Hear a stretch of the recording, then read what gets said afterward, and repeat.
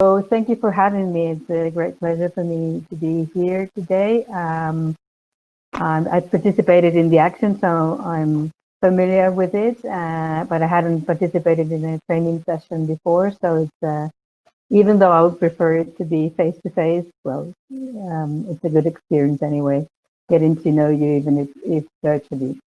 So unfortunately, we don't have time to go to have a rounded tableau or Zoom or whatever we would call it. But feel free to tell me more about you if you ask the question.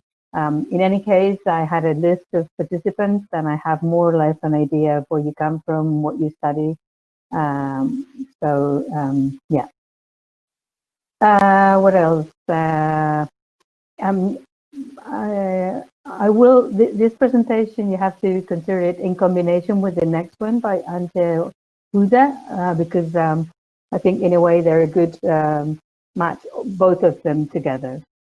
So my goal in this session is to reflect on the challenges associated with conceptualizing and measuring ethnic /migrants and many other slashes that we will be going through in general population study, but mainly focusing on cross-national general population surveys, which are similar to any other general population survey in some ways and not that similar in others. So to know the challenges they face in adequate, once they adopt a particular measurement, how the challenges they encounter in representing adequately the ethnic and migrant groups. I will deal with this not with so much detail as in the previous points, and I will be using the examples of two surveys that I know well, because as Santiago said, I've coordinated both of them for the ISSP, the International Social Survey Program in Spain for 15 years, and the ESS for the last 4 rounds. I lose count. Anyway, I know both of them. So that's another thing I'd like to emphasize, because I think many of the things that I will be talking about, you can check in books and publications and articles. But one thing that I'd like to share with you is a bit of an insider's view, in the sense that I do participate in the meetings where many of these issues are decided.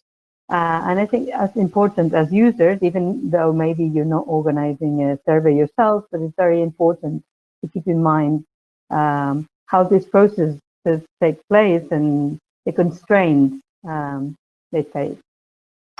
So as a collateral goal, I'd like those of you who haven't met these surveys before, but it's a good idea, it's a good result that you may come out of the session knowing more about the general aspects of the ISSP and or the ESS, so how to access information, the documentation, data, methodology. If some of you have particular problems with that, and we don't go into those issues with details, just feel free to ask a question and we'll see how that can be fixed, either during the session or afterwards. So what I will do is exactly that, and spend some time reflecting on the relevance of measuring ethnicity and migrant status and all associated variables in cross-national populations, general population surveys. And then we will have some time to share thoughts, questions, and answers. Then we will focus on the International Social Survey Program. Again, we will have time to share thoughts, questions, answers. We will then focus on the European Social Survey. And again, we will have time to have more of an interactive session. I did send you a few tasks to do beforehand, because I think it was useful for you to know a bit the website and the surveys in case you hadn't used them before. And of course, the list of participants is quite heterogeneous, so some of you might have a lot of experience with these issues, some don't. So my expectation is that you didn't have any experience with these issues before, with this survey, sorry, before starting the session. In any case, I hope it's useful both for experienced users and also for newcomers. So just because of the time allocated, it's not that easy to break into groups and then share the result of the work of those groups. I'd like to have a session that is as interactive as possible, but within the limitations. So basically what we established with the organizers beforehand is that you can use the common chat whenever you want to make comments, but just assume that I won't be able to look at it all the time because otherwise I don't focus on the presentation. Unless I tell you I am going to pay attention. So if I ask you for comments and questions, you can either do them orally or just write your views.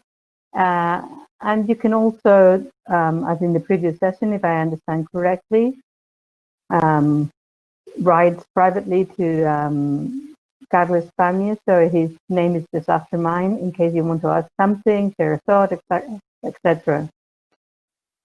So I don't know whether this is more or less clear.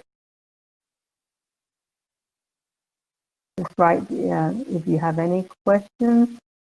Otherwise, I will just start. I don't see any questions or any comments, so I will start. And if you have any very, very specific points that you feel you want to make during my talk, just, as I said, just write it. And if I see it, I see it. Otherwise, it's really, really urgent, just write it directly in the private chat to Carlos. Okay. Yeah, sorry. No, I was saying that someone says that they have a bad audio quality. I don't know whether this is... It's a general, that's why I was asking, because I was having problems with my internet connection. The only alternative I have now is to use this not so beautiful microphone, and that's it. That's because my connection is now as best as it can get. It's through the cable, so I hope it's not that. If it's a general problem, maybe I can start with the first part, and then if it is a problem. Do you want to try with the... I mean, I can hear you fine, but sometimes it's true that I also hear background noise. Okay, I'm going to try.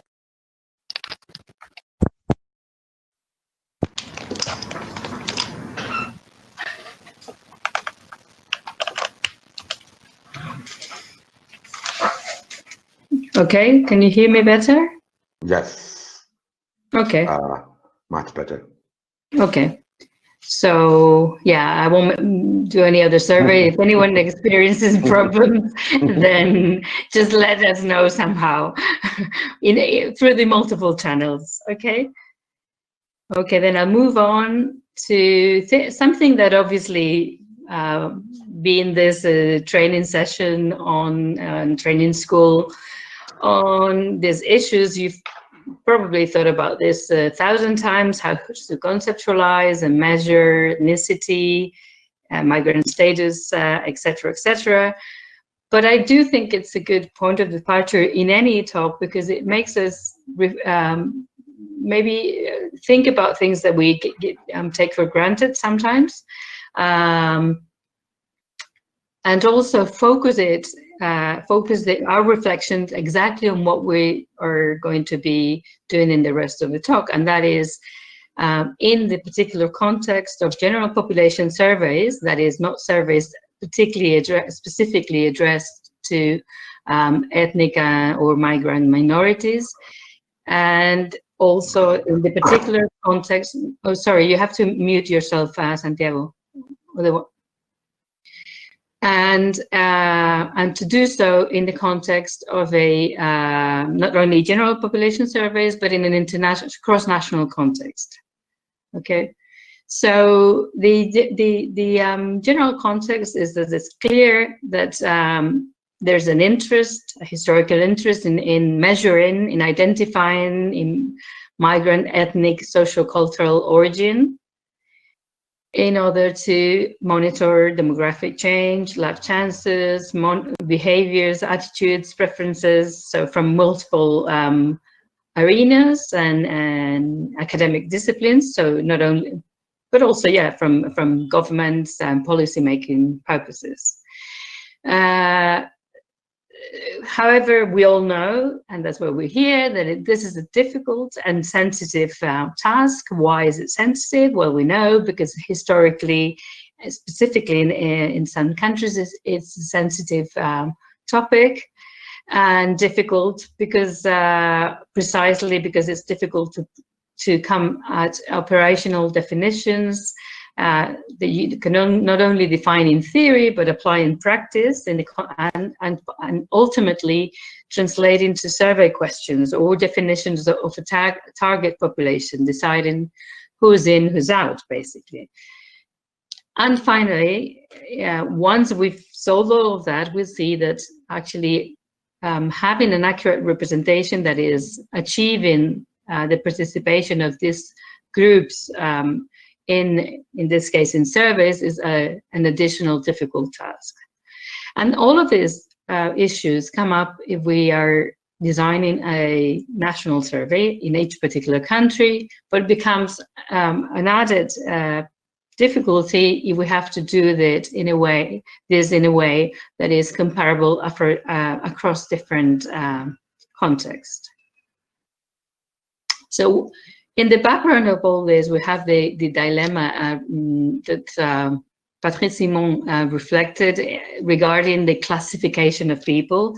So I'm going to assume that this is in the back of everyone's minds. That is, by classifying, we are classifying, so attributing labels, and those labels might carry a meaning, and by doing that, we are constructing categories that can even potentially reinforce and even stigmatize, well, providing attaching a stigma to particular populations. But at the same time, and this, as I say, is a long-standing debate, at the same time, without doing that, we just invisibilize. We don't see differences according to ethnicity or migrant status or other categories. So, of course, I'm going to consider this is in the back of everyone's mind, but we've decided to solve this dilemma in the sense towards the idea that it is useful to construct such categories, but obviously we have to do it to the best of our abilities and our possibilities. Okay. So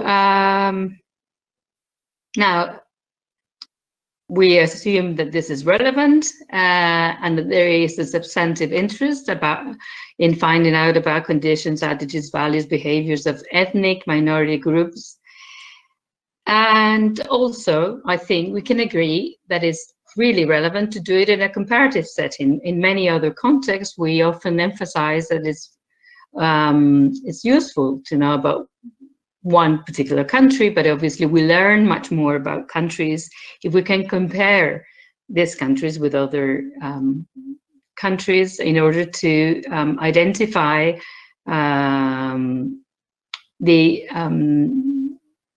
identify what kind of processes go together, in what context ethnicity plays a greater role, and by comparing different realities, we make progress in that area of research. So basically, in order to do all of that, we need comparable information cross-nationally. Now, a summary of what I find the pros and cons of existing general population comparative surveys, and here I'm focusing more on the ones I know, but it could be considered a general thoughts on the matter. The first pro is that the data and documentation of this, most of these surveys, general population surveys, is free and available for everyone, easy to access.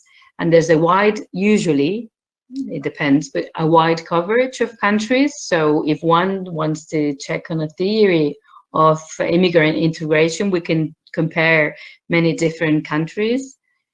In some cases, if we're lucky, there's even time series. So the same question has been addressed in different surveys across time. And also in theory and in practice, but the extent to which this is achieved varies a bit. These surveys are built specifically to be able to compare results across countries.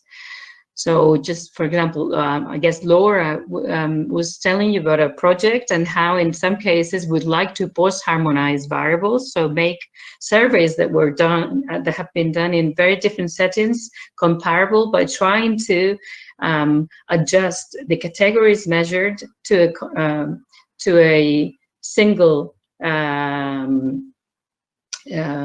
the common set. So if we've measured educational attainment using different strategies in different surveys to achieve a common coding, so that the surveys can be analyzed together. Well, this is in the case of comparative cross-national surveys project, this is addressed at the outset of the project, because the whole point is to be able to do so. The ways these different surveys achieve that comparability is different, as we will see, but it's one of the main aims of the survey. So that's clearly an advantage. We don't have to do the work ourselves, they do it for us. And this provides us with plenty of options, both for within country and sometimes longitudinal comparisons, but also across countries comparisons. Also with with majority groups, if you want to see it that way. That is, one of the interesting bits compared to surveys addressed exclusively to ethnic and migrant minorities is that we have in the same sample both groups, and we can compare. So some of the research questions that we address sometimes implicitly have the majority group in the question, but our data, we only use a specific survey, do not include the majority group. If the wording of the question is similar to another survey, we can combine the two, but we don't have both groups in the same sample. So here, this is an advantage. Of course, the disadvantage is that being only part of the research goal of these surveys and of the target population of these surveys, the final sample of interviews achieved may include too few EMM respondents, and this limits the possibilities to do research. This is what the next presentation you will have in after the lunch break or that long break is going to be about, how to deal with these difficulties. And sometimes an added difficulty is that if we're interested in a very specific national group or country of origin, then we won't have enough sample, and sometimes even we won't be able to identify the respondents from that nationality, because due to anonymization, because there are a few cases we have to anonymize, and basically instead of having Brazilians, we would have a regional, so South America or a greater category, so that you cannot have too specific information that combined with all the variables in the data file would potentially lead you to identifying exactly who's answering. So data protection might become an issue here. So basically, general difficulty is having too few EMM respondents, and then also questions and topics, but also questions, particular questions are not designed thinking specifically of these groups. And there might be different coverage or representation biases that we will be looking into later that could make the final, the achieved samples not representative of this group. So there are pros and cons, and we can discuss this in when we open the floor in a minute. But But basically, I think I would emphasize the reasons for using the surveys, because just because they haven't been used a lot for this purpose. So I would give them a chance, basically. That would be my point. Another issue that, and this is where the insider view is interesting, is that this idea that the surveys are not explicitly designed to study ethnic and migrant minorities, is that this also it shows in that the different experts that participate in the drafting of questionnaires, in the discussions on which variables are compulsory, etc., here there is a huge competitions for items. So there are people integrated in migrants and ethnic minorities, but also there are people interested in social inequality, in generally speaking, or there are people interested in many other topics. So this is what I mean also by competition, that the space in questionnaire is limited. The things you can pay attention to, methodologically speaking, or in terms of resource allocation when you do a survey, is limited, and therefore ethnic and migrant minorities is just one part of the huge set of things to keep in mind.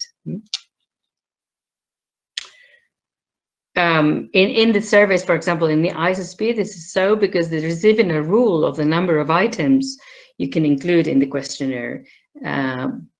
So there's not only the abstract limits of any survey, because you cannot make a questionnaire. It's better not to make it too long. The ESS is a really long questionnaire in any case, but there's even a specific limit in the working principles of this survey, as we should see.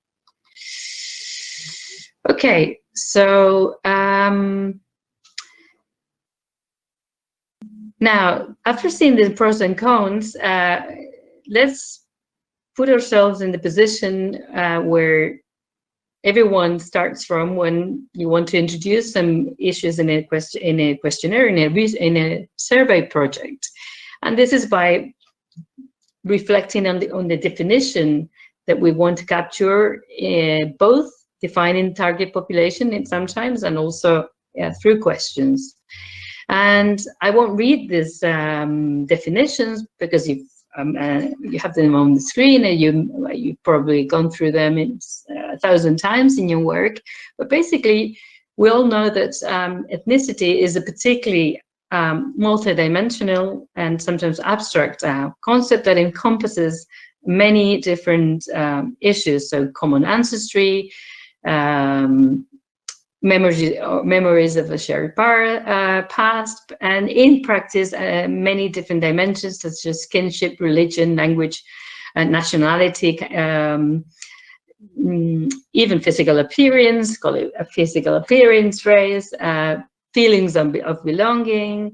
So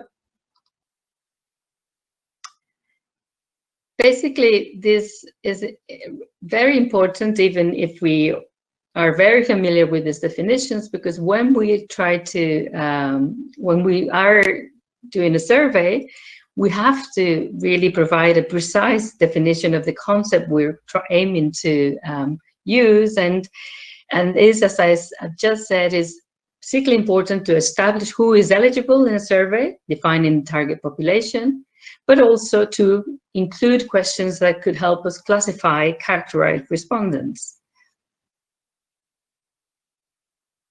And here, another issue that I think is worth highlighting is that these definitions, this criteria to measure ethnicity, ultimately are mostly determined by each country's national context. So it's very, very difficult, as we will see in the experience of these two surveys, particularly in the ISSP, to have a list of characteristics that can be used in all the countries. And it's very, very difficult to find, and this is visible in both survey projects, to find a set of groups that you can ask about in all countries. So if we think of these different dimensions, as I said, and there's dimensions related to identity, feelings of belonging. There's dimensions related to race, appearance. There is issues related to country of birth, migrant status, and this has to do more with the idea of whether we are emphasizing ethnicity or we are combining ethnicity with migrant status, and that there's sometimes a bit of a mixture between the two in our research interest, and the same happens with nationality. And finally, another set of dimensions or characteristics usually associated with ethnicity is religion and language. So basically, the conclusion in some of the articles I recommended in the readings, but I mean everyone reaches, is that it's not possible to measure a complex multidimensional concept just with one single question. And here, just to finalize this blog, to just put it in context of the task this any survey faces when trying to conceptualize and measure ethnicities, that we find different traditions in measuring it because of the relevant factors that are important in each country or geographical area. So for, one of the classifications that I'm showing in the slide right now is the one Patrick Simon does from a more state-centered type of tradition that would emphasize variables such as country of birth and citizenship. There is also what he calls a mosaic type with more of an emphasis in nationality and ethnicity, and also language, sometimes also religions. That would be more applicable to the Baltic countries and Central Eastern Europe and the Balkans. There's what he calls the post-migration multicultural, in the case of ethnic, and in this case, the variables collected actually refer more to the term ethnicity by emphasizing the idea of ethnic group, religion, as well as parents' country of birth. And here we will see that we find countries with a long tradition of immigration, and therefore using, for example, country of birth would not be enough. And this is countries where ethnicity has become more and more used as a common concept, because we have to remember that when we draft a questionnaire, this has to be addressed to ordinary citizens who are going to be answering. Okay. And finally, another point that I won't be dealing that much with, but we have to keep in mind, is that another challenge in surveys is not only conceptualizing and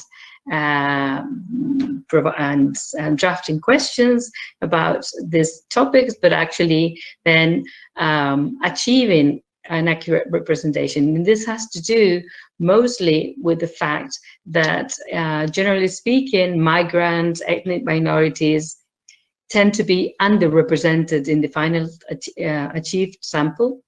And why is this? Because usually, and I won't have time to go into every detail, but usually the main reason for this usually is that there is a higher non-response rates among these minorities, mostly due to more to the fact that there are more difficulties in establishing contact with these populations because of high rate of internal mobility. So it's basically usually locating them, and also once access is contact is made, there are more often language or cultural barriers that makes it more difficult for these people, these groups to participate in surveys. And not so much to the fact that they refuse to participate, because often it's the opposite. Once contacted, and if they don't have a language problem, or if that language problem is solved because we translate the questionnaire into different languages, then because minority groups are often more eager to participate. I also mentioned other problems which could be under coverage, for example, in the sampling frames when we use population register, or as I said before, questions or topic might be designed for majority groups, and this makes it more difficult for these groups to participate, and sometimes in self-administered surveys where there's no interviewer to facilitate this. The migrants or ethnic minorities might be more inclined to just break off the questionnaire and just because they don't see the questions are applicable to them. Some of these difficulties can be overcome by inputting a lot of resources and efforts in trying to make the representation the best possible representation of this group. But this means that, as I said before, in a general population survey, this is one concern or several concerns out of many other concerns about many other issues that one has to pay attention to. Okay. So I will leave it here for this first part and open the floor for questions and comments and oops. I don't know. Oh, okay. Any questions?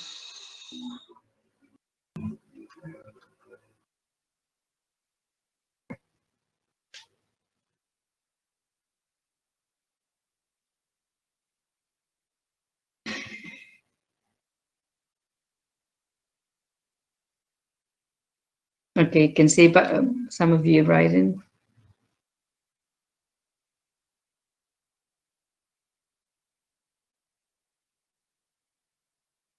There's some questions on how to measure race. We're going to see some examples, and certainly this Patricia is saying that it involves subjective understanding. Well, one of the things we can say about many of these dimensions that we might cover is that in many cases they do involve subjective understanding, and as it happens with many other survey questions, that this is not a problem as long as we are aware of it, and sometimes we even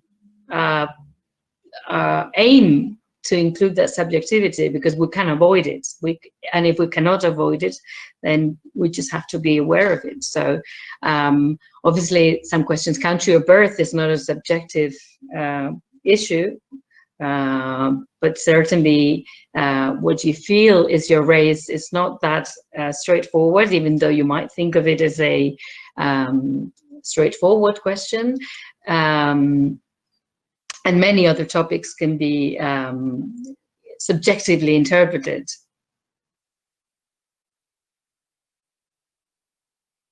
With it,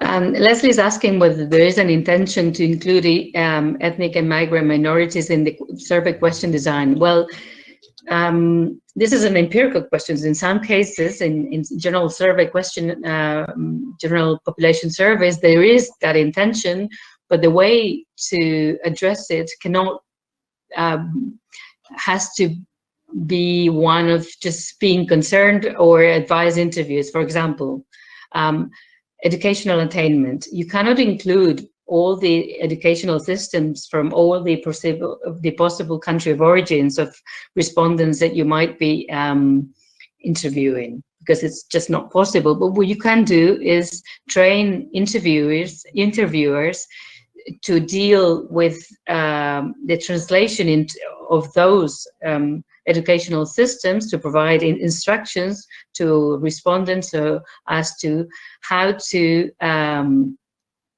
deal with those respondents, and just to guide them into translating their educational level to the country, to the host country, so to speak, educational list of categories.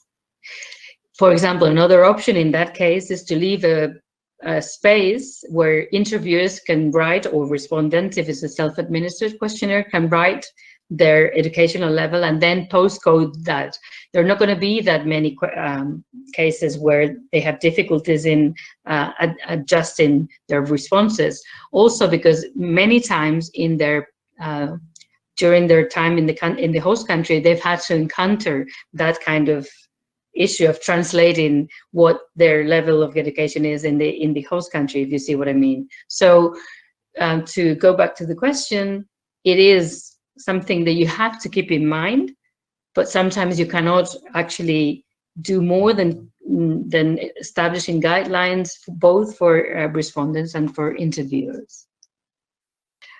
Okay, I've lost track of all the questions, so let's see if I can.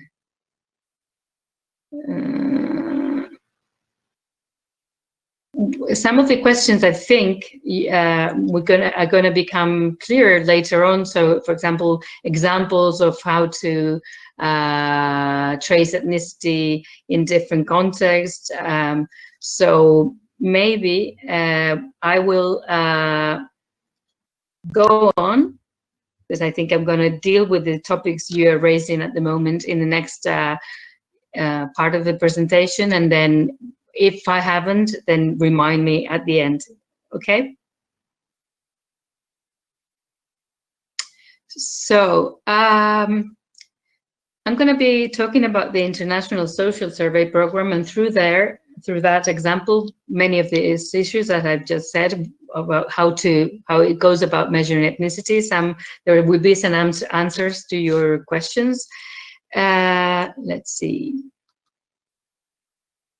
By the way, I mean, if I asked you, maybe I'm going to ask you, how many of you are familiar with ISSP, were familiar before, or had ever used it? Maybe not familiar, but had ever used it before this session? Could you just quickly, hold on, because I have to start a, oops, I cannot.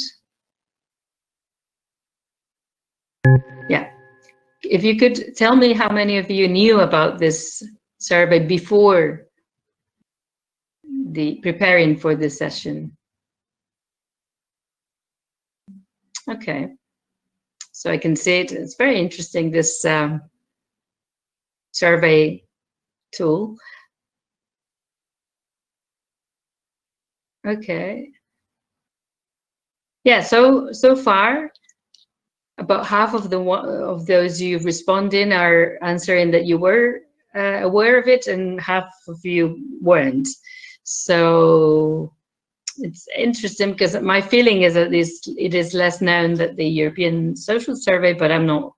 I don't have any evidence of that. So anyway, I'm just going to provide you a context, and then we will go into how it goes about measuring ethnicity, which is a fairly new thing, by the way, for the ISSP. Now, the ISSP is a worldwide general purpose academic survey program. So basically, what countries do if they are accepted to participate in the ISSP is the national country teams. They are committing to field an annual module of questions. So basically, a questionnaire composed by 68 questions. By questions here, I mean items, 6, which is not that much, and plus a set of compulsory background questions. Background questions meaning sex, age, country of birth, or occupation, or in this case, country of birth isn't included. So this is one of the problems, by the way. So any of those social demographics, sometimes it's called questions, that are not so much the focus of the interest, but sometimes we use to make analysis afterwards. And they commit to apply, to field this module to a probabilistic sample representative of the adult population in each country, ideally to achieve at least 1,500 interviews, but the minimum to be integrated in the common data file is 1,000. And this is connected with the idea of a small n in the achieved interviews. This is often fielded, this module not on its own, but other to another national survey. So, for example, in the US, in the United States, it would be fielded alongside the general social survey. Or sometimes what they do is have this ISSP part as a self-administered questionnaire that we leave to respondents that have answered that have participated in the general social survey or in the British social attitudes. The situation is very varied, which is not ideal, but is the only way to have more countries in this type of international projects. This is important because even though maybe it's not interesting for you as users, it's something you have to keep in mind when trying to answer the questions. Why is participation so uneven? Why aren't there more countries that I can compare? Well, because it's difficult to find the resources. Now, and surveys have to be designed for self-administration, but they can be administered face-to-face. However, the working principles of the ISSP do not allow for telephone interview, and this is important as well because of the way it's easier to combine questionnaires designed for self-administration with those done for face-to-face. But it's more difficult to compare that to telephone interviews because there's no way to see the show cards or the answer categories. So if you have any doubts about this and you don't see why this is the case, just ask me afterwards because it's very important to keep this in mind. So as we will see later, compared with the ESS, the International Social Survey Program is a cross-national survey, but it has less central resources, which means that there are less resources to actually monitor every part of the survey process centrally. There is a central archive, and there is a secretariat, and there is a common system of governance that decides what questions to include, but there is not enough resources to be following the implementation of this survey in each particular country. And this is basically to enforce how the rules are applied. Of course, if there is a serious breach and there is a serious departure from the methodological rules that we all agree, then you can be expelled. But basically, it's not very often that this is the case, but there are differences or departure from the common rule that often cannot be seen until it's too late, basically. And this is interesting because of what I will be telling you about ethnicity. So in this map, you can see the participating countries. And although obviously in terms of how big the areas are, you can see it's all over the world. In practice, in terms of number of countries, its coverage is greater in Europe by far. You can see the most, I mean, this is updated, but you can always have a look at the webpage to see the most updated map and list of participants. Here you can hardly see this, but basically this is from the website and you can easily see it, and you can just check the website to see the topics that have been covered in these modules that countries commit to field every year. Now, this is interesting because some of the questions in the previous session were about, are there questions about political participation? Are there questions about this and that in the surveys you deal with? Well, here you can find a look at what issues you could be studying using ISSP that allow you to compare groups. Now, another issue is that, as you will see in the next session, and as I said, one of the difficulties is that you don't have enough number of cases for minorities. So many times you have to combine different different surveys to pool different years. Now, in this case, you would only be able to do that with 10 years time span. So in other words, to find a module about role of government, you have one in 2016 and another one in 2006, which is can be a bit of a problem, of course. The other so the other option is to use mainly the social the background variables of this service, and in that case you do have very similar questions in every year, every time this survey is applied. So this could be a limitation of ISSP. It all depends on the issues you're interested about. Now, in terms of how these background questions or variables, which is where ethnicity and other variables are placed, go, I will just say that this is a recent debate, and this is interesting. First,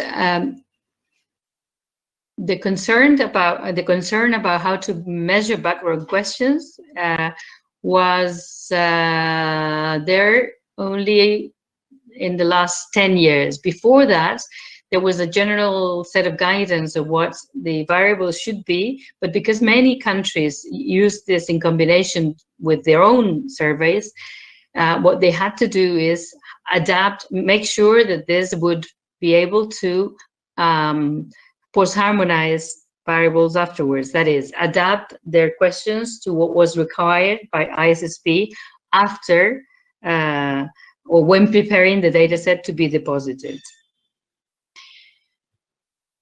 There was more concern about the need to establish common guidelines and even a common questionnaire, at least as a proposed questionnaire in case countries wanted to apply it as it is proposed. As I say, about 20 years ago. And it's interesting because all of the variables agreed upon then were compulsory except for national ethnicity, what's called ethnicity.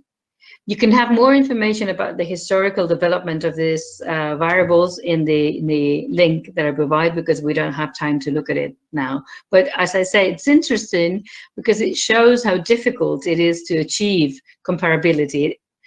This is difficult in any domain, educational attainment, occupation, but there's been more of an international effort. So for example, for education, you have the International Classification of Educational Systems or Educational Attainment.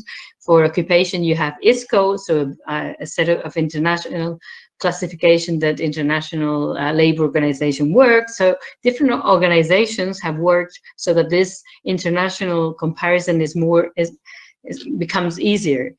As I said before, with ethnicity, there is an added difficulty that has made it more difficult and so far more contentious as well. And there's no easy solution to that. I cannot provide you an answer for that because it's basically a very difficult task. Now, another issue that is relevant here is, and before I go into more detail in explaining to you and reflecting on how ethnicity is measured in terms of the questionnaire, is to start with the target population. And one of the difficulties with using the ISSP is that, unfortunately, at least this is my personal view, in the working principles, it is established that the sample is a national representative probability sample of the adult population, but it does not specify exactly what this means in terms of whether it's all country residents or whether the survey can be addressed only to country nationals. And this is somewhat problematic in practice. Because in practice, there are different ways in which participating countries have applied this criterion. So basically, as you can see here, most of them, luckily for you studying ethnic and migrant minorities, most of them just use the resident population as the target population. And this is using the latest release of the ISSP Religion 2018. What you see on the screen is using that example. But a few countries, 9 in this case, used only as a target population the citizens of that country in particular. For example, I had a look at Chile's case, and I think this has to do with the fact that it's administered with a survey that looks at vote issues, and this means that it makes sense because non-nationals hardly ever have the right to vote in general elections. Then it makes sense to address this survey to only people holding the nationality, but this then has as a side effect that you will have few cases. I mean, you have no cases of foreigners and few cases of migrants, because you will only have migrants who have acquired nationality.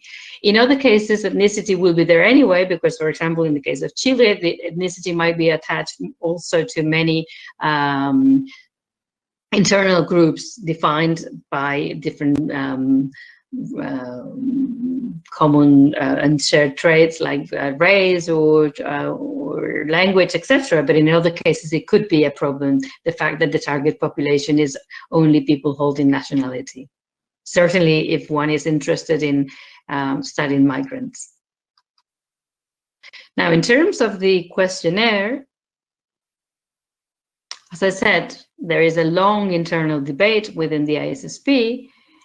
First, as I said, it was not compulsory, and then it has been brought up in many different moments. And as I said, my view is that one of the most contentious and sensitive topics. It's very often that an issue is academically sensitive and contentious, but it's not.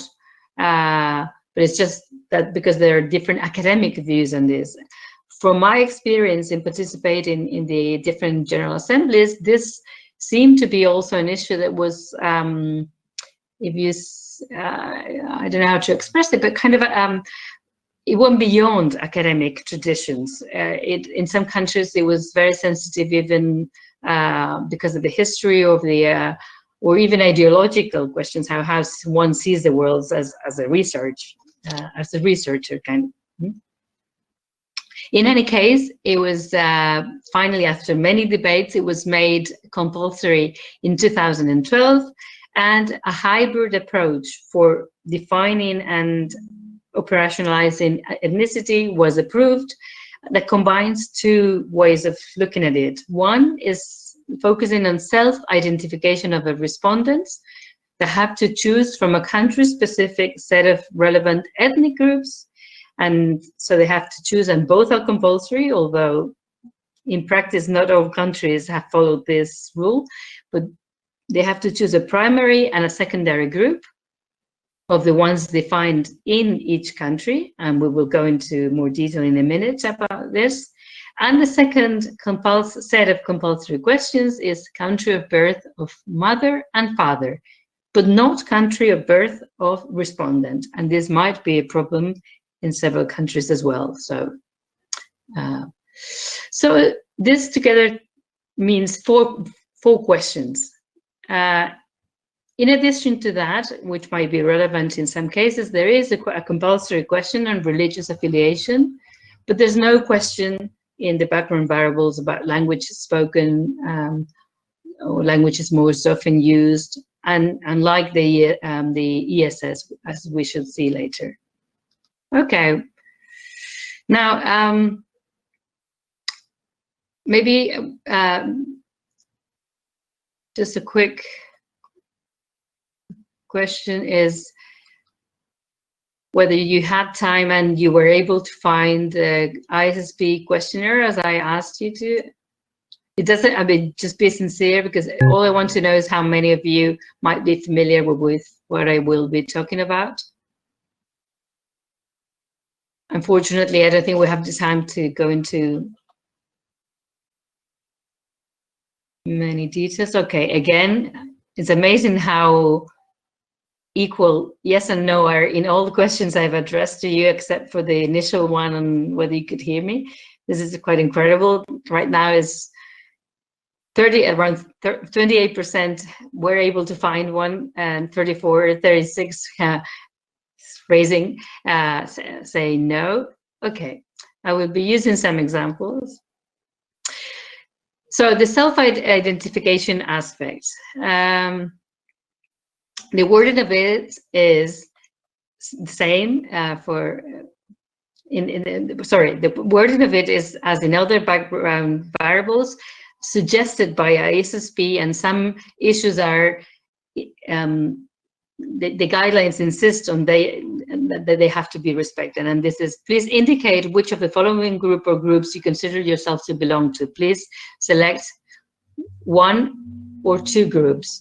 So basically, respondents can answer only one, but you have to provide the opportunity to select two.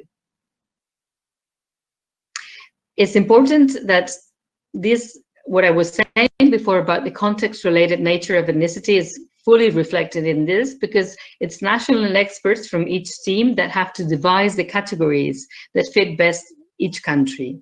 And the guidelines are loose. By doing this, we adjust to the country's specificities, but as we will see, we make it more difficult to use this in a comparative approach. Okay.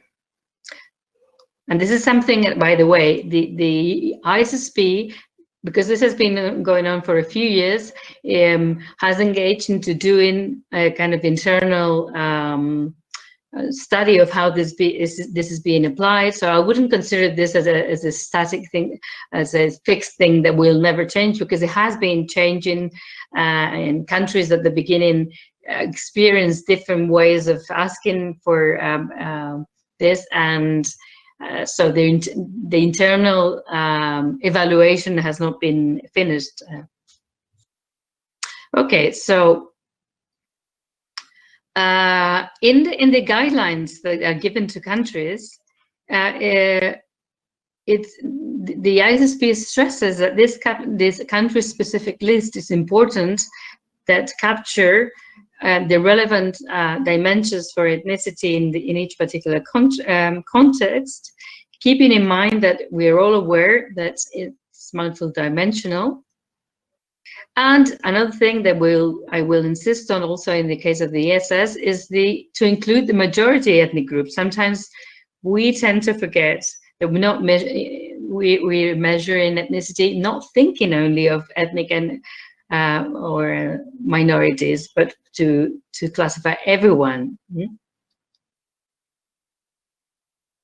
So what we see in practice, and I invite you to look at more questionnaires. I'm going to be showing you some examples, and if you have one example that you're particularly interested in showing, just raise, well, you cannot raise your hand, but just comment on the public chat, or so that we can listen to you. But basically, if one looks at all of the countries participating in the different surveys that have included this question regarding self-identification, one of the conclusions is that there is a great variety of question wording and categories.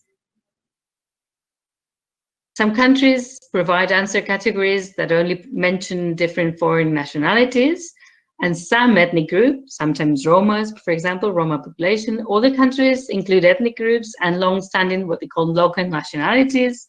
Some combine the two approaches, and very few offer purely, for example, religious categories or other criteria, such as language, for example, in Finland. I hope you can see this, because I don't know why doing cut and paste it kind of blurs the. I will be showing you some examples of how this has been done.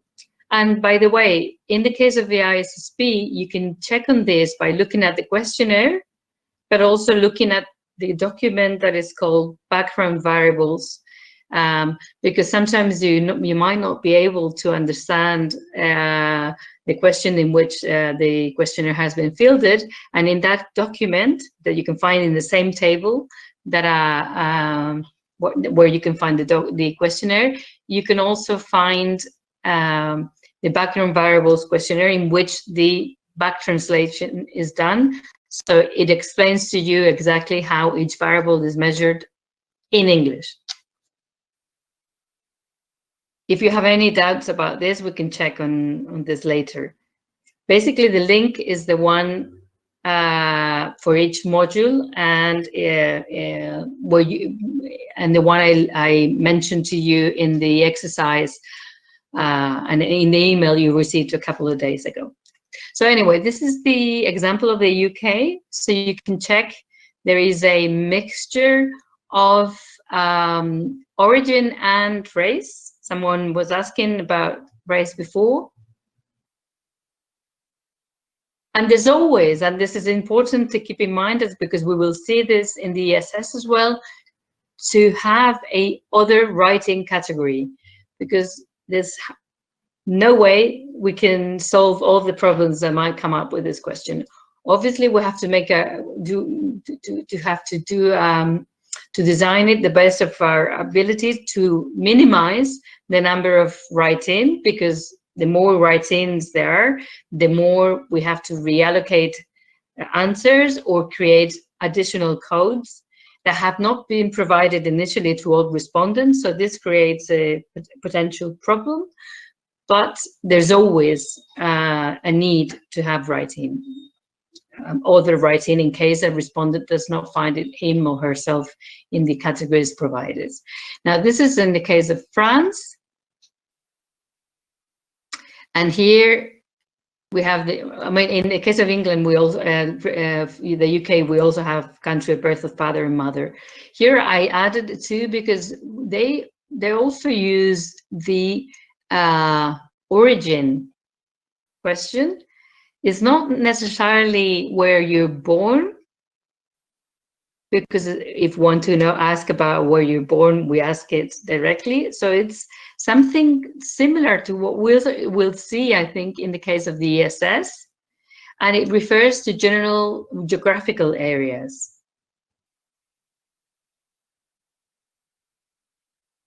Belgium includes another interesting thing that is also applicable for Spain, and that is the subnational ethnic aspect. Sometimes we don't use the term ethnicity to refer, for example, in Spain, we wouldn't use the term ethnicity to refer to the Basque country or Catalonia when measuring these aspects. But in an English text, we might use that, where here it's clear that it has this subnational also implication. For example, here it says, so Belgian, Flemish, Walloon, I think it says Bruxellois, so from Brussels, and again, two writing options for people who want to provide a different answer. In the case of Spain, what we did was to have Spanish and then a list of all the sub-regional, sub-state, sorry, possibilities, and then write in for other answers. But we experienced, this is 2015, in other questionnaires, we experienced with mentioning the most common foreign nationalities / country of origins. And in any case, by looking at the results, you can see how many people mentioned their country of origin. This was about 5%, because we coded that afterwards. So they wrote in their country of nationality, country of origin.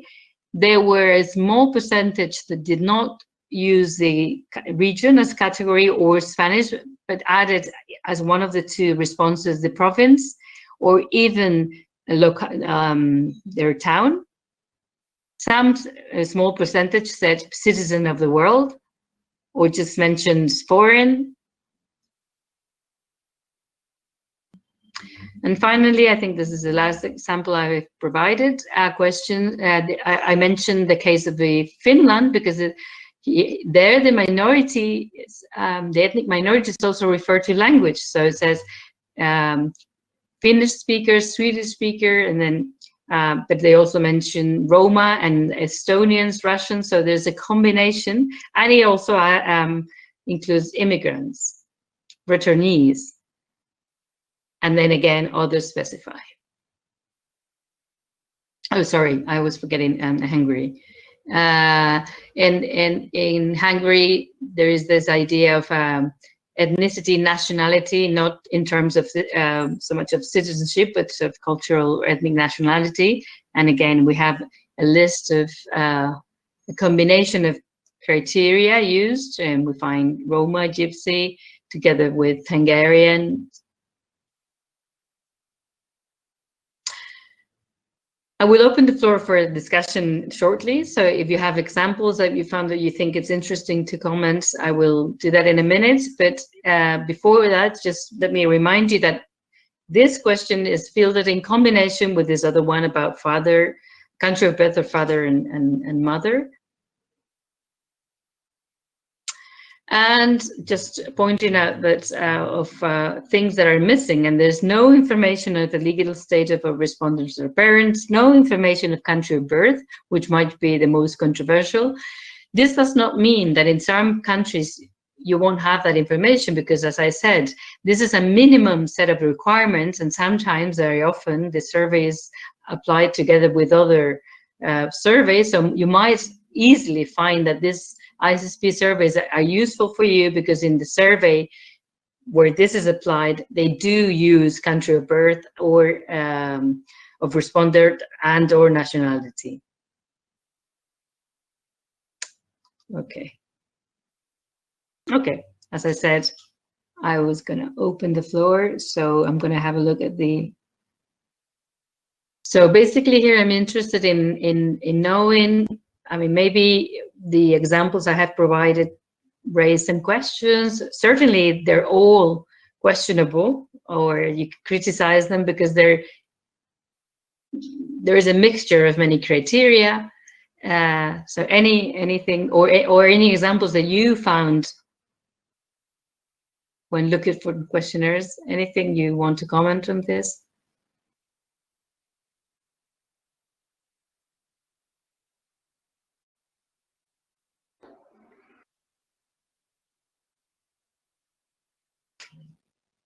Okay. Now, while you're writing, Lara was mentioning when in the case of post-migration approach for ethnicity, this is mostly the case in countries, as I said, with a long tradition of immigration, and therefore, just by looking at country of birth, even country of birth of parents, it does not cover what we're aiming to measure, because basically you would find that it is third generation. So by asking about all of those questions, you would not identify these minorities, or even countries where there are additional factors that make defined ethnicity that are not related to migration at all. So it wouldn't be post-migration, it would be, in this case, it would be extra migration, if you see what I mean, Lara. Like, for example, in the case of Spain, it's an interesting case because we have everything. In the last 20 years, we have migration as a very relevant factor, but we also have subnational, very relevant issues that we might not call ethnicity in our common day language, but certainly, according to all of this definition, would be categorized as ethnicity. So we have we have language as well. So we have a combination of everything. Yeah. Can I say something? I mean, if you don't have to necessarily use the chat. You can also use your microphone. Yeah, exactly. Sorry. So if any of you want to ask directly, and even you can switch on the camera. I guess we can't all have our cameras switch on, the 50 of us at once. But if you're asking the question, then please feel free to switch on the camera if you want to do so. .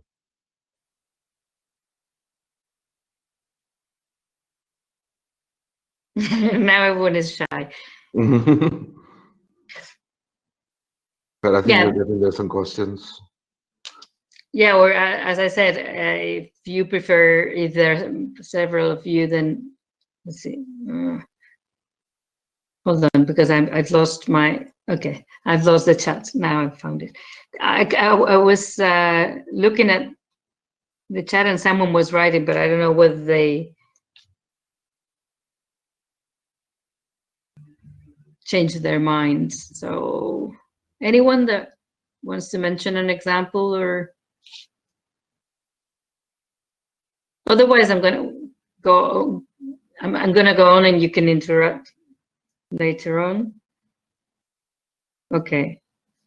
I had just a really, sorry. Sorry. Just a really brief question. I was shocked. I'm just wondering how you would square a situation where you're comparing two countries that have really different understandings of ethnicity and nationality. So for example, I know in France where I am, which is very different from the US where I'm from, here you're French. And so you might have someone reading the survey, you know, their parents were born here, but perhaps their grandparents were from North Africa, but they mark that they consider themselves French and that their parents were born here. If you're trying to compare that to a country where that's kind of not how race and ethnicity and nationality is thought of, how do you sort of get around that or think about that? Well, I would say that first you have to think of that in terms of how you ask the questions and what questions you ask so that you can actually identify this population. In the example you just mentioned, it was someone who was born in the country, but whose parents had been born in North Africa. Was that the case?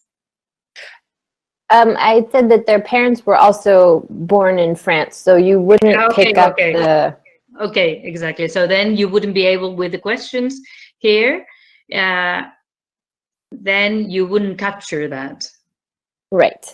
And I mean, maybe, I don't know, because we would have to ask the French team the rationale at when including this origin, because obviously this is not country of birth. This is more similar to what we'll find in the case of the ESS with the ancestry question. Origin might elicit some kind of thinking in terms of your cultural or attachment, but it's difficult to be sure that this is going to be the case. So so I mean, I would say if I was French, I wanted to check on this, at least in one survey, I would include grandparents.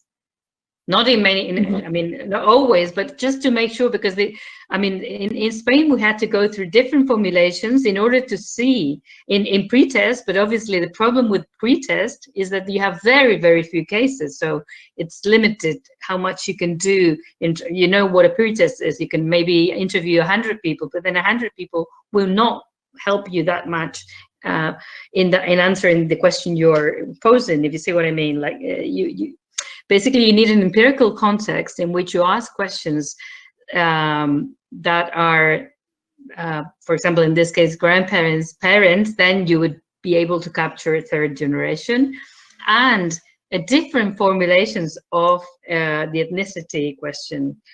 And by the way, another interesting bit that I haven't insisted on is that in principle, the term ethnicity is not mentioned in the text of the question. If you see the question. So it says what groups, in order to avoid that the term ethnic might play a role. Basically, ethnicity comes up in the way the national teams have interpreted what they have to measure and the relevant categories. It's debatable whether maybe you say, well, if you measure ethnicity, then make it explicit. But this is another issue to keep in mind. I think the example of the ESS is going to provide us with with another way of thinking about this, because there is an explicit question mentioning ethnicity. Okay. So in a way, I'm sorry not to have a concrete answer, because there are no rules or answers, and it's all quite difficult, mostly because it's a new thing in the ISSP. Although it's been going on for a few years, the only way to actually evaluate all of this is to do analysis that encompasses all of these countries. And so far, what we're doing in the group working on these topics in the ISSP is just to try to assemble information on how this has been done. We're not yet in the analysis part of how the response categories and interact with one another. But basically, answering your questions, what I would do certainly is at least in one survey, add more questions that would allow you to see how all of this interact, because otherwise I don't know whether in the case you explained, whether someone with that pattern, so parent born in France, that respondent born in France with high but with a high feeling of belonging or attachment to emotional attachment or ethnic identification with, I don't know whether you mentioned the country, North of Africa, how they would respond to the origin question, which is the one in the questionnaire, if you see what I mean. Yes. Thank you. Okay. So I'm going to go on, because I don't want to, we have 45 more minutes, and I think the example of the ESS, which is much more thorough in its approach to defining and measuring ethnicity, is going to be useful. And then we can open the floor again with that example in mind. Okay. Now, just before finishing with the ISSP, I had included a part that I won't be focusing in too much, which looks at something that you have to keep in mind when using this, and Antje Rude will probably talk about this, so I won't, as I say, I won't go into much detail. And that is that what we're talking about mostly is how to design the questions and what questions are used. But then when looking at the data, you have to look at this data and the percentages that come out of it.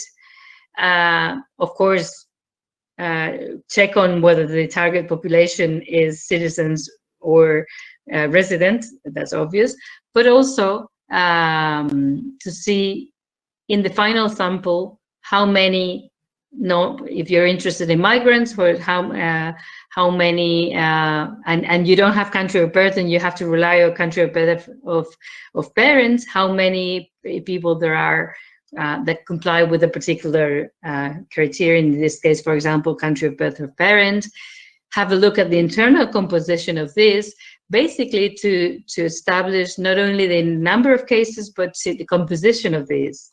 Now, I'll show you one exercise that we did together with a colleague, just to compare the number of cases, the percentage of people who with a father born in another country, and the percentage of the migrant stock, which is not exactly the same, but just to have a bit of a yardstick as provided by United Nations. So again, I won't go into details, and certainly I won't have time to do that in the ESS, but just to warn you that, of course, you have to, if you were to use this data, you would have to also look at the results and what is in the final composition of the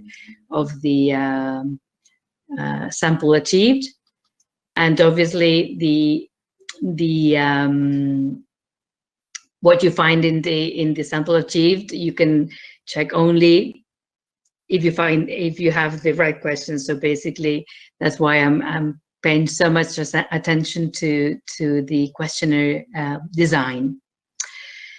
Now, in the case of the European Social Survey, I think it's interesting because as you many of you know, this is an academically driven cross-national survey that's been conducted in across Europe every 2 years, in this case, since 2002, with its main goal as all of these cross-national projects to chart stability and change in many different aspects, social structures, social and political attitudes, behavior, etc. In this case, the target population is fixed and set for every participant countries and it's a resident population, so it always includes migrants, 15 years and over. It also has high methodological standards, but unlike the ISSP, and this is very important, there are many more central resources to monitor all of this before, during, and after implementing the survey in each country. So as a user, you would find more homogeneity in everything. The question, in everything. Then sample designs might be different because in some countries you have population registers, in others you don't. But questions and the way they're administered and many of the methodological topics are much more controlled and monitored. There's also a richer detailed socio-demographic and background variables. Some of them are adapted because it cannot be done otherwise. But the adaptation is always envisaged and has to be approved by the central team organizing and coordinating the ESS before the survey is applied.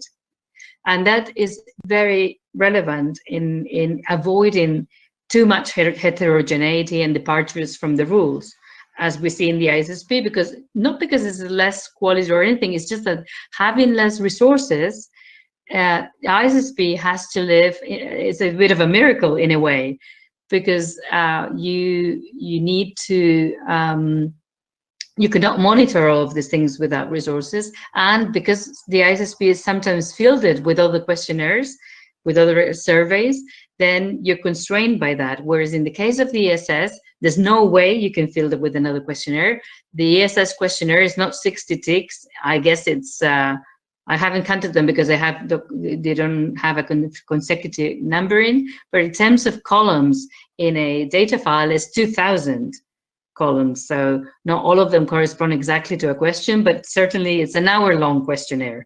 And in the ISSP, it's estimated to be, the module is 15 minutes. So obviously it's a very different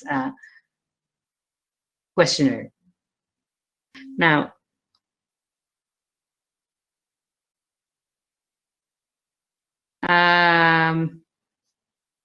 so I asked you as well to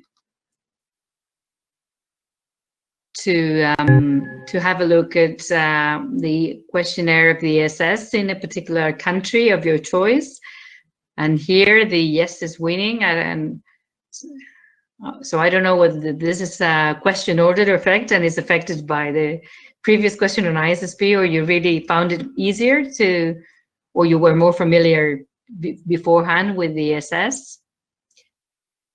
But most of you did manage to have a look at the ESS questionnaire. Okay. So if you did, you will see that there is a combination again of the two approaches, but in a much more thorough way. So basically, one approach is to obtain detailed information about traits that can be used to measure ethnicity. So not in all cases, in all countries, is relevant for ethnicity. They can be useful for analysis in their own purpose, these variables, but they can also be relevant for ethnicity. And this include the country of birth of respondents' mother and father, citizenship, religious affiliation, languages. We will see those in detail in a minute. And it also uses the subjective identity, so self-identification of respondents with two different or even three questions. One that asks a respondent whether he or she thinks they belong to an ethnic minority group. There's this question that could be included in this, which refers to whether you feel you belong to a group, not an ethnic group, to a group that is being discriminated against. And more recently, there is a question since 2014, so for the last three rounds, of the ESS about ancestry. So let's have a look at those. This is so as in contrast with the ISSP, a much more detailed set of questions that are most of them the same, at least, I mean, not adapted to each country. That's what I mean by the same. So, for example, languages most often spoken at home, up to 2 answers, and they use an international coding of languages. Religious affiliation, present, but also past. In case we're not religious at the moment, we don't, but we were brought up as whatever, Catholic, Jew, whatever. We have a question on the level of religiosity or how religious we are.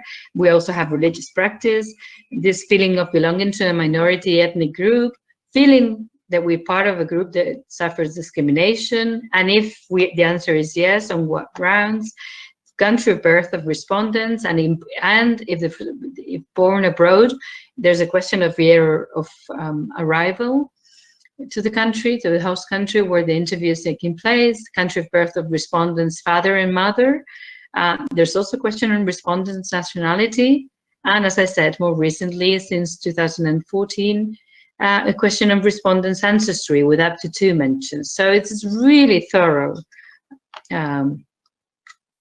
Now, in terms of sample size, I won't go into detail, but it's similar. It's a bit similar to the ISSP. So the achieved ideal sample size in the biggest countries that participate in the SS is going to be 1,800 cases, but in smaller ones there'll be around a bit under 1,000. So now going into how the most out of all of these questions that I mentioned, I'm going to focus on the question on directly asked respondents on the minority ethnic group and the ancestry one, because I think these are the ones that are most relevant to what we're discussing. So this question, do you belong to a minority ethnic group in whatever, Spain, France, whatever is being administered, the country the survey is being administered. Oh, by the way, sorry, I forgot to mention, ESS is face-to-face, no other possibility. All rounds, all countries have been face-to-face, okay? Now, so do you belong, this question has been there since first round of the ESS. Unlike the ancestry question, this has been there since the very beginning. Of course, you might have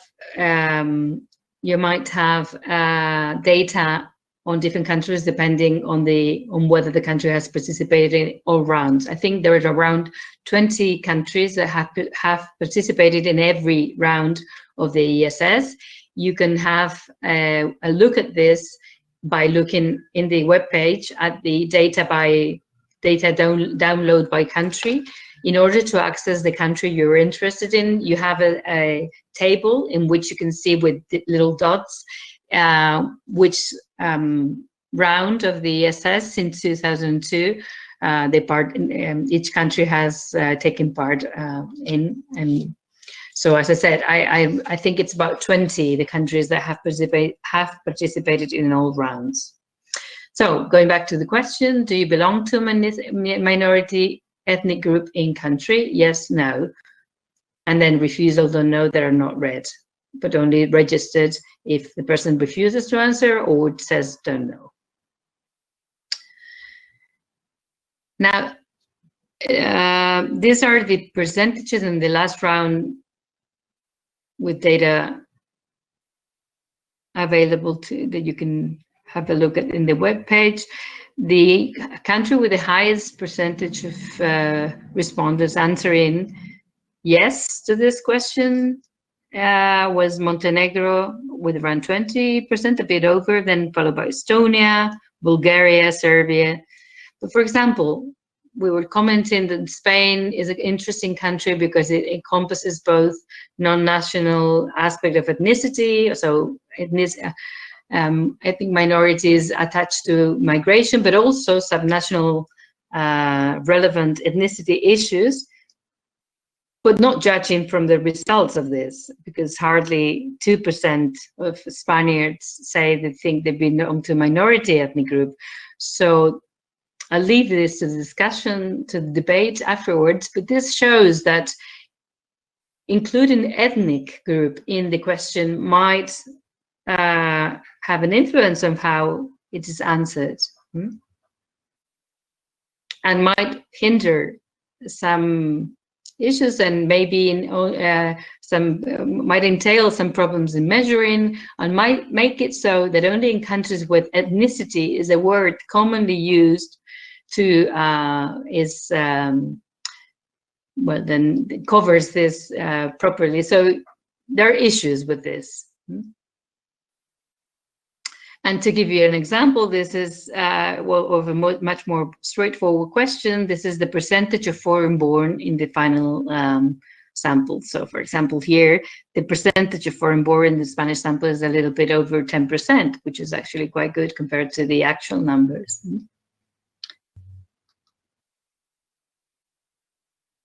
Okay, so moving on to the term ancestor, because I think it's the most interesting bit that we can have a look at in terms of the ESS. In one of the texts I recommended to you, if you haven't had the time to read it, please do so afterwards, because it's very rare in that it covers the creation of this variable, why it was decided to implement such a variable, and it makes an initial evaluation of how it worked, and it's by Anthony Heath and other authors. So basically, the idea to include an added question in a very long questionnaire already to measure ancestry came about because of the difficulties of measuring ethnicity with the many other questions that existed, and not only ethnicity, but what they call socio-cultural groups. So group identity was not completely covered by all of the traits that were measured, and certainly in some cases not by the ethnic minority group. And the declared intention of this question is to measure that of cultural and ethnic origins, emphasizing the subjective aspect of this. The question was worded as this: how would you describe your ancestry? Please use this card to choose up to 2 ancestries that may best apply to you. Okay, so if one answers only one, then you can, as an interviewer, you say which other, and if they don't answer a second one, then that's it. Okay. Now, what is the, oops, sorry. What is key in this question, as it was the case in the ISSP? Here, the key is what options you give in the answer categories. So what the respondents see in the show card, that obviously conditions what kind of answers you can provide. And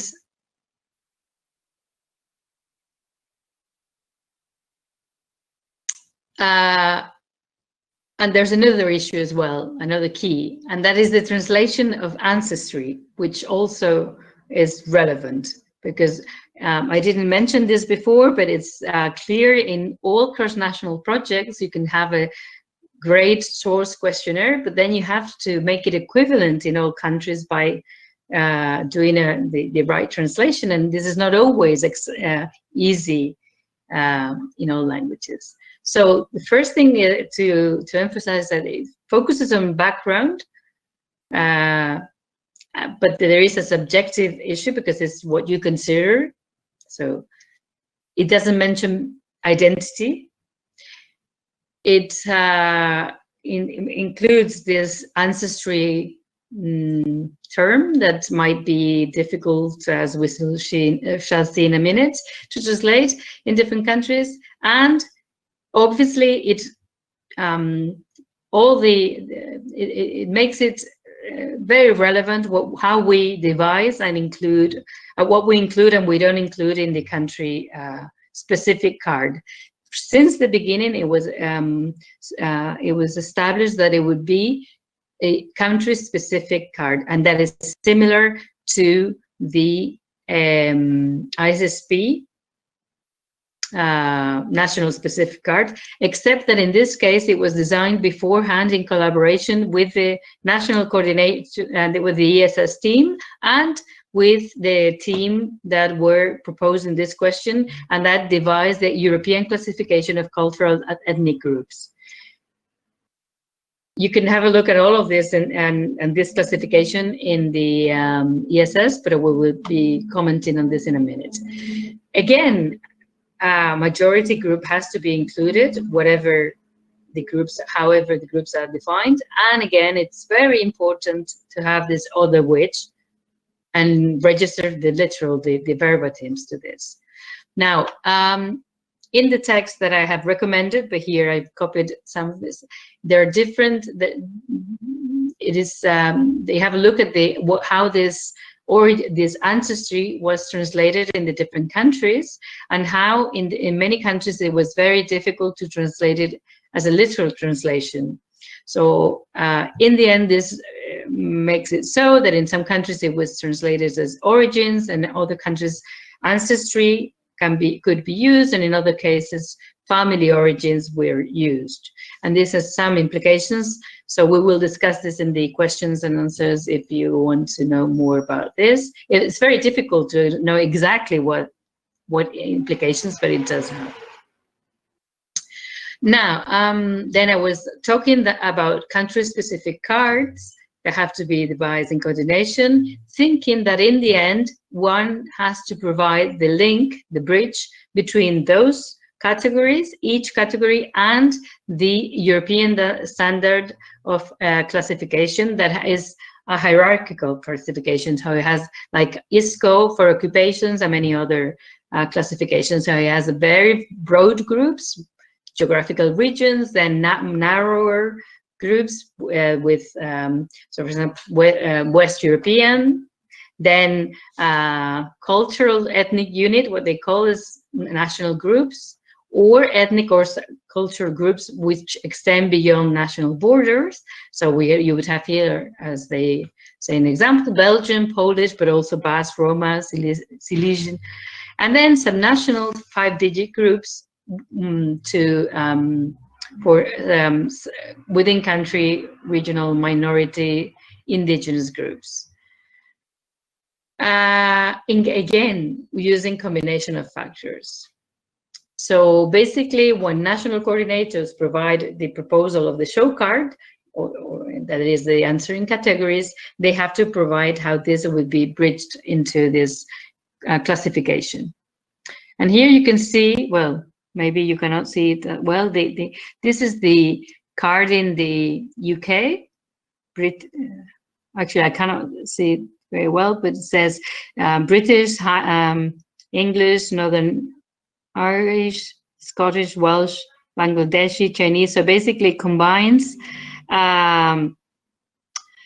different foreign nationalities and then the subnational categories. In the case of the Spain, for example, where I said that it's an interesting case because of the combination of the three, we included the 3 criteria. So Spanish, but also then in ESS 7, a subset of subnational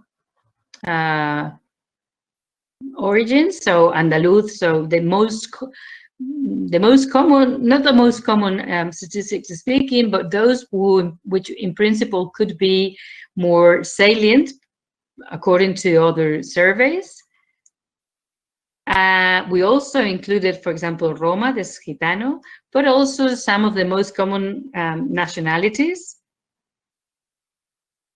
And then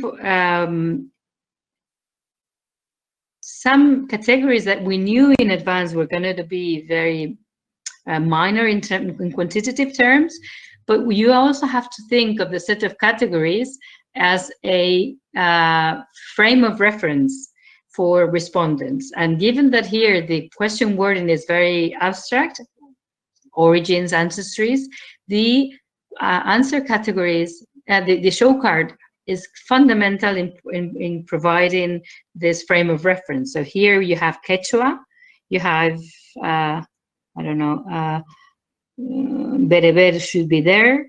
So you have other ethnic groups that are not nationality, foreign nationality, or subnational. And again, these others specify.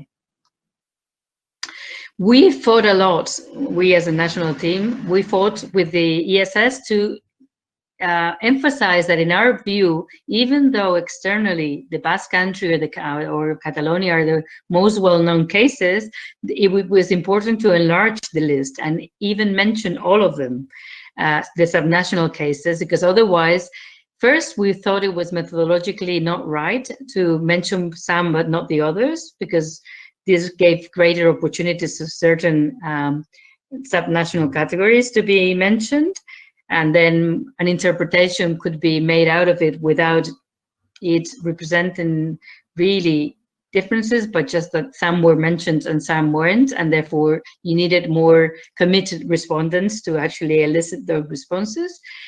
But we weren't successful. It was only after studying the results of the first round that we showed them empirically that there were many mentions that needed to be, so that people answered in this other specify, and then needed to be rerouted because people mentioned people from Extremadura or Valencia or other cases that had not been mentioned.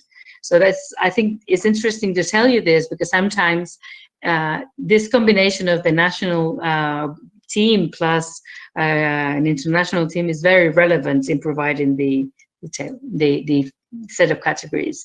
And in the second case, we kept the most relevant foreign nationalities plus the Quechua and Roma, etc. So one thing you could say is that there are many. It's a very long list, and it is, and in principle, methodologically speaking, it's not very wise to do this, but it's also easy for respondents to see the logic of it, because you can see the first is Spanish, then a long list, and then basically all of this you don't need to read one by one to see that it's subnational groups. Again, it's not ideal, but you have to weigh a lot of factors. And then eventually, you can't see this properly, but this is what the bridging I was telling you about, what it would look like. Because eventually, as users, you will see this final classification. And you can find more examples. This is a case of France. Unfortunately, in order to see the chat, my screen is so small that I cannot even read it. But again, they combine, for example, they mention Basque, and so they combine many different criteria as well. And in a way, it's a bit more similar among each other than it is in the case of the ISSP. In the text that I've recommended, but it is discussed, but I want to tell you about this because it shows all the efforts that have to be and the resources that have to be invested to reach just one question of the questionnaire. In the text, it is mentioned that we went through the cognitive testing. In this case, it wasn't done before the first time the question was applied, but there were pre-tests, but I don't think they did cognitive testing. We did so in between the round 7 and round 8. And this is interesting for those who are not familiar with this technique, because there is a small number of interviews that are done in this case in 4 or 5 countries with different characteristics, and only around 10-12 interviews were done in each country, always selecting participants, ensuring a good spread on age, gender, education, and in this case, including some respondents from a minority ethnic group. And the idea was to check on how respondents understood ancestry and also how they went about selecting the chosen response category. And it's interesting because this made us realize that how participants generally understood the term ancestry as referring to their place of birth or where their parents or grandparents were from. So in principle, this was not intended by those designing the question, because we already asked about at least place of birth of parents or grandparents. But there were other responses. So other respondents also mentioned what was more intended, which is roots or heritage, or who they descended from. And this, in my experience in the Spanish case, was mostly when there were different answers in this question. So they were born in a different place from their parents, or the grandparents were born in different places, where they even had a different, they were Roma. So the more you have different answers, the more these other factors came into play when providing a reasoning on their way of answering the question. Some participants queried in the process of doing the cognitive interviews of how far back into the past they were expected to consider. This is an example of why in Spain we didn't use the same ancestry, the exact literal translation, because this, in Spain, makes you think really way back, just because of the term used. So it's quite difficult to decide on whether or not it makes sense to use this term. Okay. And this, by the way, also made us realize that we really needed to include those categories. So, and here there are different examples of how you do this. So basically you have to record every single process of thinking by each respondent, and then anonymize individuals taking place in this exercise. Okay, I'm coming to an end so that we have time for questions and answers, but I wanted to comment on this. There's no point in you focusing on this. You can find some of this in the text that has been recommended. Because finally, what is interesting for me about all this exercise and all the possibilities provided in the ESS is that you can find many interesting analysis of how many people provide dual ancestries, which are these dual ancestries. So, and combine all of this with all the questions in the questionnaire. So I think, I can't remember who was asking me before how I would go about choosing one or the other indicator. Here you have all of them, and this is really rich in terms of how much you can dig into how people, respondents, conceptualize ethnicity when answering. So for example, you could combine this with how many people think they belong to an ethnic minority, with country of origin, etc. Okay, so I will open the floor for discussion, but before that, just let me emphasize the ideas to take away. Measuring ethnicity is certainly not an easy task, and attempting to do that in a comparative survey takes a lot of work, and we just looked at one example of this. Measuring the same concept might not mean, and often does not mean, using the same question, and certainly not using the same answer categories, but equivalent ones. And yeah, and then the next presentation will hopefully help you answer the idea of how to use them and how to overcome some of the difficulties attached to the small number of events and different research questions that you can answer with the surveys. So I'll open the floor for comments, questions, and as Santiago said, just use your microphone if there are only a few people interested, we can all get organized somehow. I think some of the students may not have entered the platform with their microphones. Okay, then I mean, you can also write. I'm going to be following the chat as well. Hold on. Okay, I can see you've been exchanging views on different surveys. So that's another very useful thing of this chat, that